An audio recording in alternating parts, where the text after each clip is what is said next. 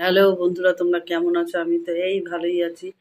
তো আজকে ভাবছি আমের একটা না চাটনি করব গ্রাম্য পদ্ধতিতে। তো কেমন করে করছি তোমাদের সাথে শেয়ার করছি, চলো।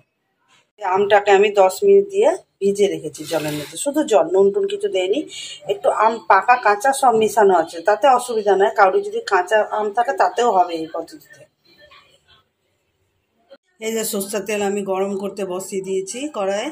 শুকনো লঙ্কা, এই যে শুকনো লঙ্কা আমি কয়েকটা ফোড়ন দিলাম, আর কিচ্ছু দিব না। এবার আমটা আমি দিয়ে দিব এর মধ্যে।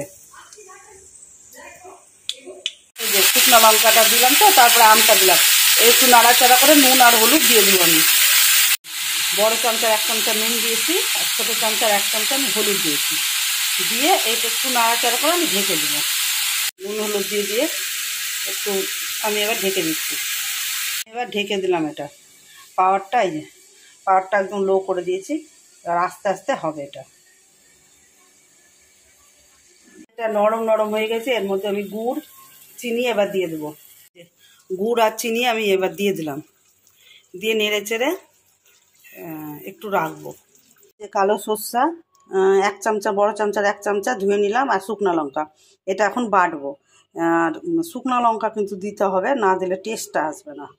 সর্ষাটা বাটা হয়ে গেছে শুকনো লঙ্কার সাথে। সর্ষাটা দিয়ে দিলাম, এবার একটু ফুটবে, ফুটে তারপর একটু নামাবো।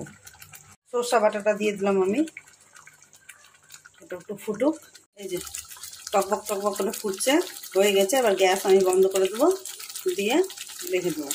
হয়ে গেছে আমাদের গ্রাম্য পদ্ধতিতে আমের চাটনি।